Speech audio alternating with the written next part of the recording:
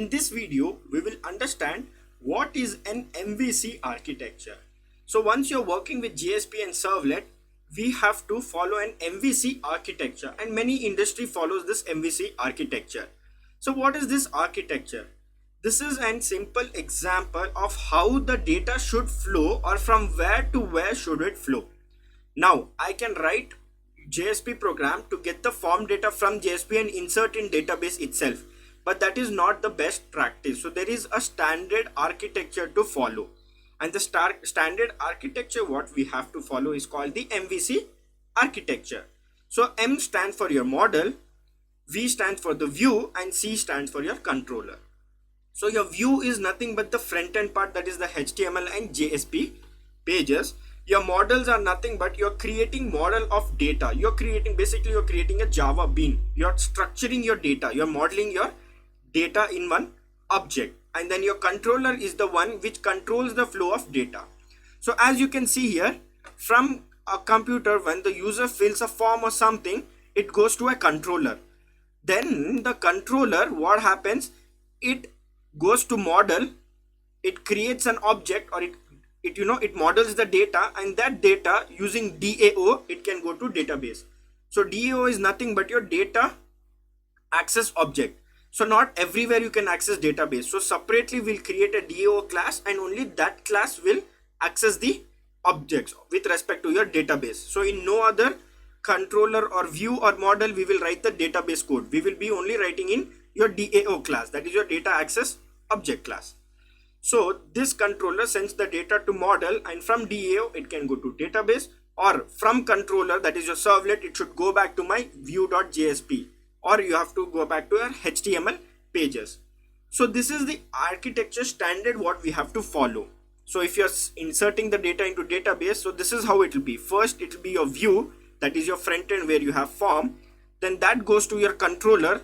Then the controller, it models the data, creates a bean, and that using your DAO class, it goes to database. So this is the standard architecture what you have to follow in order to perform any CRUD operations. So I'll create one example for each. So this is your sample JSP. This is your view file. Okay. Now with respect to this, if you want to create a model, so this is your controller. This is your servlet file controller. Okay.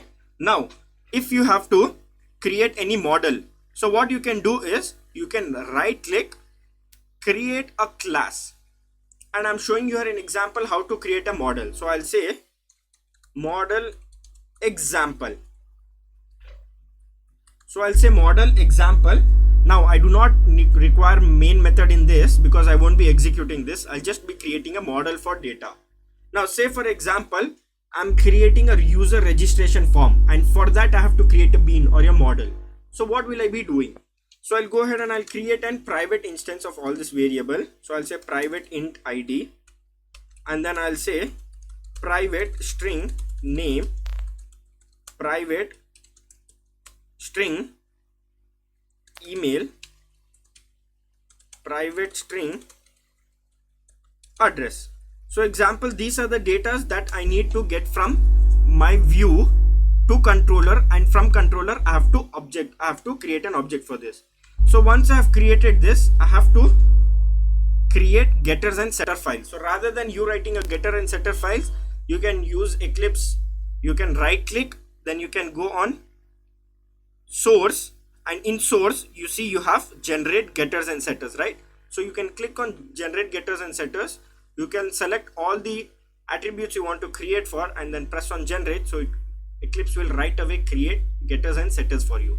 Also we have to override the toString method. So I'll say on source, then I'll say generate toString, and I'll have all this data generate, so that once we print on object, it should not print the address, but it will print the data for that model. So this is how you create a model. Creating a model is nothing but structuring your data. So once I get data, I will structure it into this object. So I'll create an object for model example. I will structure this data, and then using these getters and setters, I can get the data in database classes in your servlet.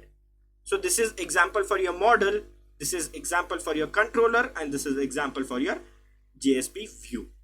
So this is the MVC architecture. So once I write the program from here, it will be going to my sample, and from sample it will be going to my model.